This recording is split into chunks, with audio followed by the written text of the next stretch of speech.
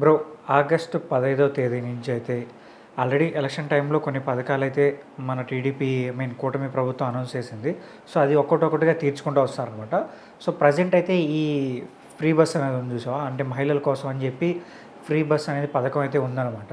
అది ఆగస్టు 15వ తేదీ నుంచి అయితే చేయబోతున్నారని ఆల్రెడీ చెప్పేస్తున్నారు, న్యూస్ అఫీషియల్గానే వచ్చింది.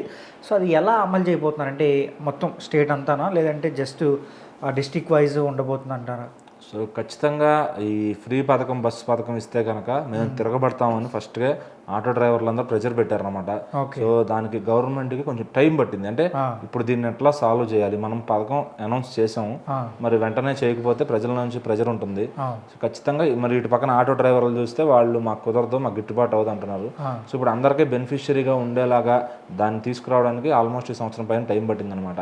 సో ఇన్స్టెంట్గా పెట్టలేక కాదు, అది ఎవరైనా కూడా వాళ్ళు అన్ని కోణాల్లో ఆలోచించి ఇప్పుడు ఒక పథకాన్ని మనం తీసుకురావాలంటే దానికి రెండు విధాలుగా ఆలోచించాల్సి వస్తుంది. అంటే ఏపీఎస్ఆర్టీసీ ఇప్పుడు లాస్లో పడుతుందా, వాళ్ళతో పాటుగా ఇటు ఆటో డ్రైవర్ లాస్లో పడతారా, ఎవరికి ఎట్లా మేలు చేయాలి అనే విధంగా అన్ని విధాల్లో ఆలోచించి, ఎందుకంటే తెలంగాణలో అది ఆల్మోస్ట్ ఫెయిల్ అయిందని అందరూ మాట్లాడుకుంటున్నారు. సో ఇచ్చారు కానీ నడుస్తుంది, కానీ లాస్ట్లో నడుస్తుంది టీఎస్ఆర్టీసీ అని మాట్లాడుకున్నాం. అట్లా ఇప్పుడు ఏపీఎస్ఆర్టీసీ కూడా అదే పరిస్థితి అవుతుందా, సేమ్ తెలంగాణలాగా వాళ్ళకు కూడా లాస్ట్ నష్టాల్లో నడిపించాలని ఒక థాట్తో ఇప్పుడు దానికి ఒక ప్లాన్ అయితే వేశారనమాట. సో లేడీస్ అందరికీ కూడా ఉచిత బస్సు ఎవరి వారు, ఇప్పుడు కృష్ణా జిల్లా ఉందనుకోండి, ఆ కృష్ణా జిల్లా వరకు వాళ్ళు ఎంత దూరం ఉన్నా తిరగచ్చు. అంటే బయట జిల్లాలకైతే లేదు. ఇప్పుడు ఫ్రమ్ ఇటు బస్ స్టాండ్ నుంచి బందర్ దాకా కృష్ణా జిల్లా అనుకోండి, అక్కడ దాకా తిరగచ్చు. అంటే మళ్ళీ ఎన్టీఆర్ జిల్లా, కృష్ణా జిల్లా అని రెండు చేశారు జగన్ గారు. సో దానివల్ల జిల్లాలన్నీ కూడా ఒకే జిల్లా కాస్త 2 జిల్లాలు అయిపోయింది అనమాట.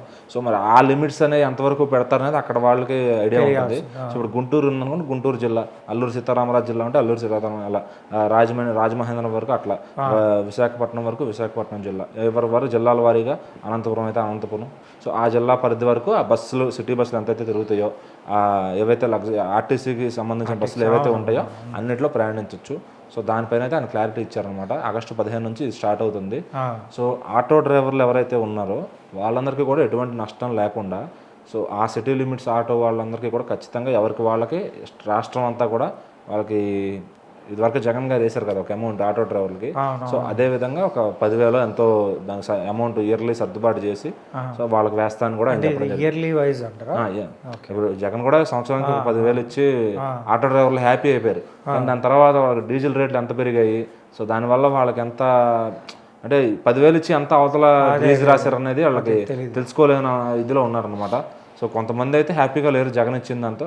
కొంతమంది ఆయన పార్టీ కార్యకర్తలు వచ్చి ఎవరన్నా అబ్బా జగన్ బాగా చేసాడరా, నాకు సమయానికి డబ్బులు ఇచ్చాడరా అని ఆ మైండ్ సెట్తో వెళ్ళిపోతున్నారు తప్ప అవతల జరిగిన నష్టం ఏంటి, మనం ఎంత డౌన్ అయిపోయాం దానివల్ల అనేది ఎవరు ఆలోచించట్లా. సో ఇక మరి ఒక్కసారి అలవాటు చేసిన తర్వాత ఆ దురద అనేది ఇంక ప్రతి సంవత్సరం అదే జనాలకు అలవాటు అవుతుంది అనమాట. అది మందైనా డబ్బులైనా. సో ఇప్పుడు కొంతమంది ప్రభుత్వాన్ని వ్యతిరేకిస్తున్నారంటే జగన్ అలవాటు చేసిన విధానం. అంతకుముందు వాళ్ళ నాన్నగారు కూడా అలా ఏం చేయలే, సంవత్సరానికి ఇంత డబ్బులు ఇచ్చేద్దాం ఇస్త్రీ వాడికి, ఆటో వాడికి, వీళ్ళ, ఎందుకంటే వాళ్ళ కష్టం వాళ్ళకి ఉంది, వాళ్ళకి పని ఇవ్వాలి. మీరు ఎక్కడ చోట పని కల్పించాలి. పని కల్పించకుండా 10,000 ఇచ్చి వాళ్ళని బద్దకస్తులు చేయడం. సో ఇదేంటంటే ఇప్పుడు అది అలవాటు అయిపోయినాక అవతల వాడు ఏం చేసినా ఆశపడతా ఉంటారు, ఈ ప్రభుత్వం వస్తే నాకు ఎంత ఇచ్చింది, ఆ ప్రభుత్వం ఎంత వస్తే ఎంత ఇస్తారనేది ఈ మైండ్ సెట్లోకి వెళ్ళిపోతారు. ఇంకా అవతల వాడు విషం ఇచ్చి మంచినీళ్ళు ఇచ్చినా కూడా విషంలానే భావిస్తారు అనమాట.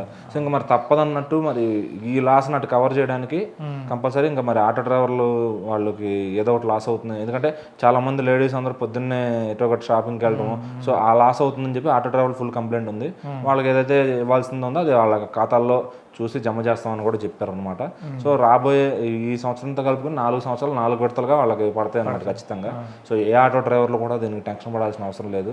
సో చంద్రబాబు గారు ఆలోచించారంటే అన్ని విధాలుగా ఆలోచించి ఒక నిర్ణయం తీసుకుంటారు. సో ఆయన తోడు ఇప్పుడు పవన్ కళ్యాణ్ గారు కూడా ఎవరన్నా కష్టం ఆయన దాకా వస్తే కంపల్సరీ ఆన్ ద స్పాట్లో సాల్వ్ చేయడానికి చూస్తున్నారు. నారా లోకేష్ గారు కూడా సోషల్ మీడియా ద్వారా మ్యాక్సిమం హెల్ప్ చేస్తూ ఉన్నారు అనమాట. సో ట్విట్టర్లో కంప్లైంట్ ఆయన దృష్టికి వచ్చిందంటే అది కంప్లీట్గా సాల్వ్ అయ్యేదాకా ఆయన వదిలిపెట్టట్లేదు. సో ఎవరికి వాళ్ళు వాళ్ళ అనుభవంతో కానీ వాళ్ళకున్న తెలివితేటలతో కానీ సమస్యలను అయితే పరిష్కరించుకుంటూ వస్తున్నారు. సో ఇంకా ఎత్తి చూపాలనుకునే వాళ్ళు, సోషల్ మీడియాలో ఇంకా దిగజార్చాలనుకునే వాళ్ళు, వాళ్ళ పని అంతే ఉంటుంది, వీళ్ళ పని వీళ్ళు చేసుకుని వెళ్తారు అన్నమాట.